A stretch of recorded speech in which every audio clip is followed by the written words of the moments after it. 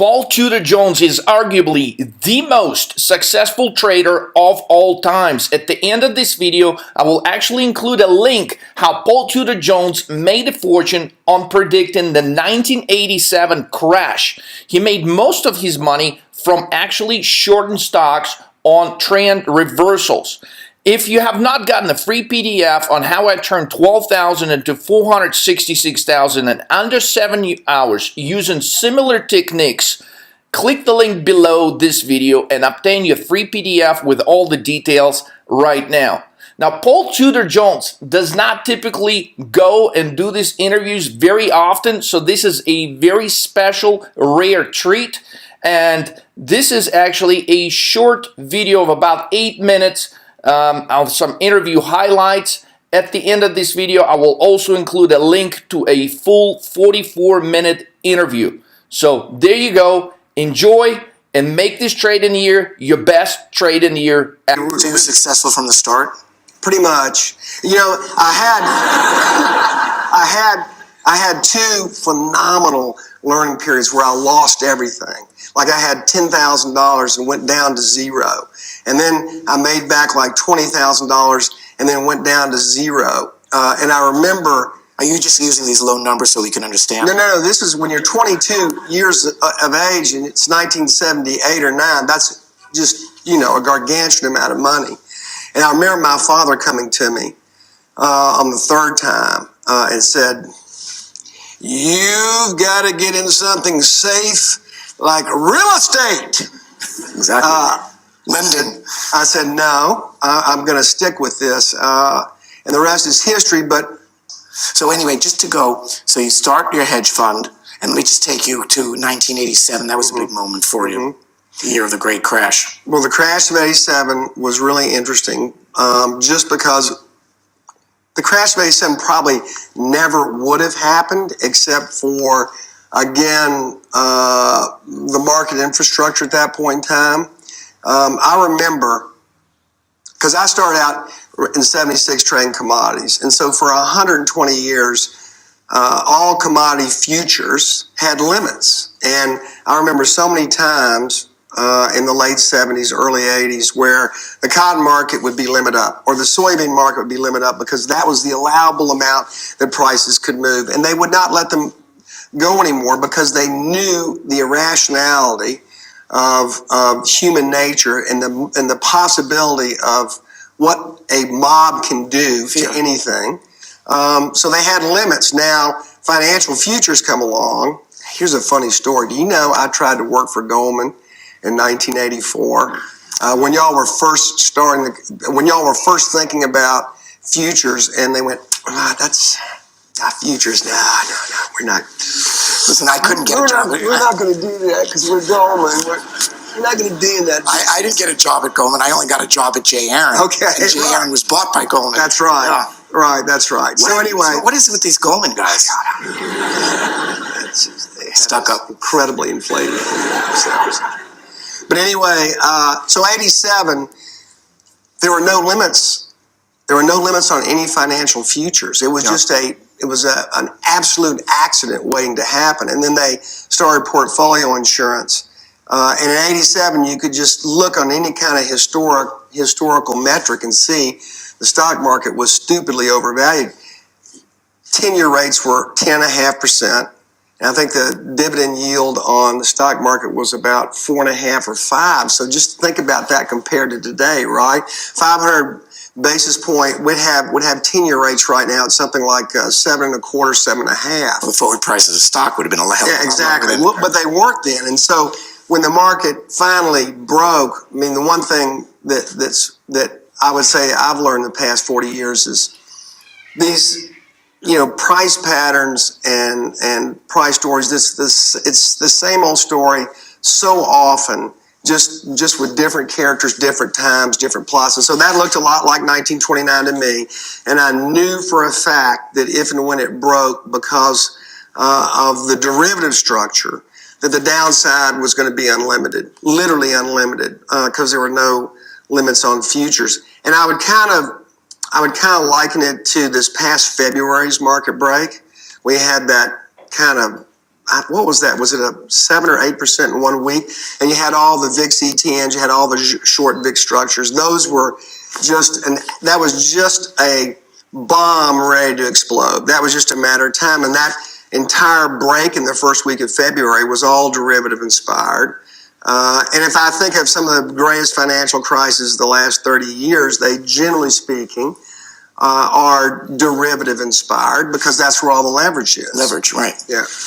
And so, I can't help but ask, you see, you've made some aspects analogous to the current position. Now, it's obviously not that bad. The interest, the return, the dividend versus interest rate isn't where it was. You see a lot of excesses in the current market? I would say that we have, I think right now, when you look at kind of any asset price, you have to be thinking that this is a highly dubious sustainable price. And I say that for a couple of reasons. One, first and foremost, I don't think monetary policy, the way it's currently conducted, is sustainable over time. We have, if you think about just history is the normal real 10-year rates 200 basis points, and right now we're probably minus 30 or 40. The normal real short-term rates 100 to 120 basis points, and we're probably negative 40 right now. So clearly interest rate policy is crazy. Like if you had just parachuted in and said we have a 3.8% unemployment, 2.8% CPI, what are rates? You just 4.5 or 5 or something like that. So rates ultimately are not sustainable because ultimately, much like the late 60s, we had Operation Twist in the 50s and 60s where we manipulated interest rates and had low real rates. And then everyone kind of the 60s got used to zero real rates, and that set us up for the 70s. And so I think we're doing the same thing again. So I don't think monetary policy is sustainable, and clearly fiscal policy. Are you kidding me? We're going to be 4 this year. Add 0.5% every year for the next 5 or 6 years. We'll be at 7 in 3 years. That's not sustainable. So you look at prices of stocks, real estate, anything. In the long run that we have to get back to we're going to have to mean revert back to a normal real rate of interest with a normal term premium that's existed for 250 years. We're going to have to get back to that. We're going to have to get back to a sustainable fiscal policy. And that probably means price of assets go down in the very long run.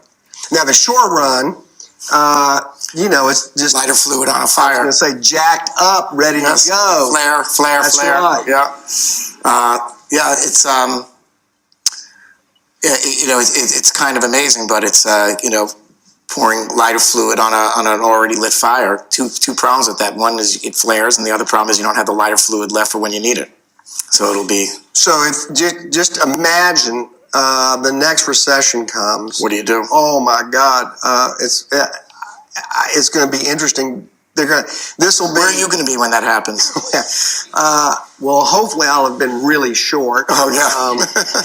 So that's a very good question. The next recession's really frightening because we don't have any stabilizers. We'll have monetary policy, which will exhaust very quickly, but we don't have any fiscal stabilizers. In 2000, the last time we were at 3.8% unemployment, we had a 2.5% budget surplus. Yeah.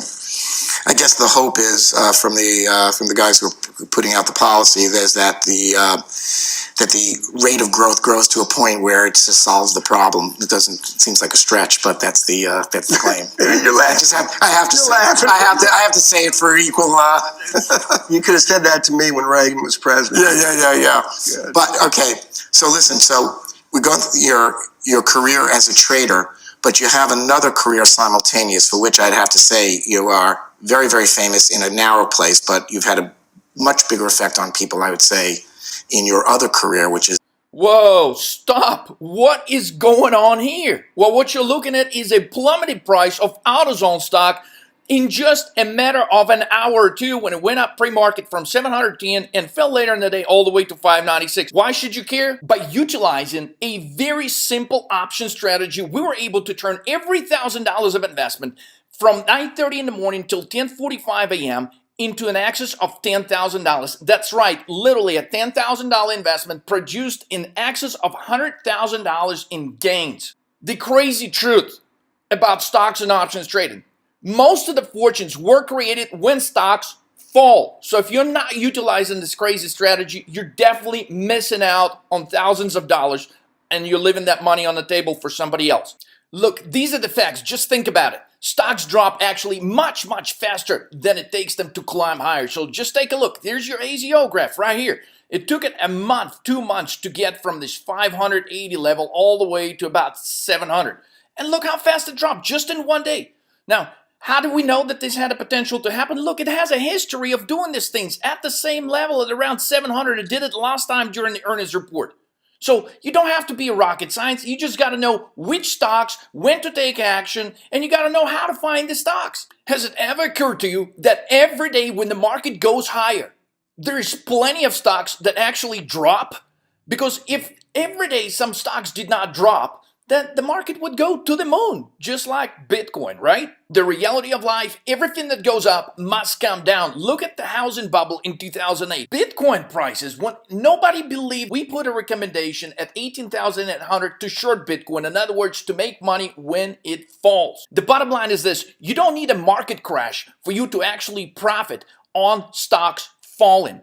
The opportunities are there every single day. You just got to know where to look for. If you grasp the simple idea that stocks fall much faster than they go up, you will be able to become a much more effective and efficient stock or options trader. Okay, hold on. So what you're saying is, while everybody's chasing the stocks on the way higher, the real money is actually made when stocks drop. Yes, that's exactly what I'm saying. If you'd like to learn more about this fascinating and yet such a simple strategy, I invite you to go behind the scenes with me, where I will reveal to you how I turned 12,000 into 466,000 in less than 7 hours trading options with this strategy. And I know this sounds crazy, but I actually did it. And I want to share with you all the specifics, all the details of how I was able to accomplish that. So if you'd like to become a better trader, take action now. Click the link on the button below. Life is too short. Don't waste another minute. Today is your day.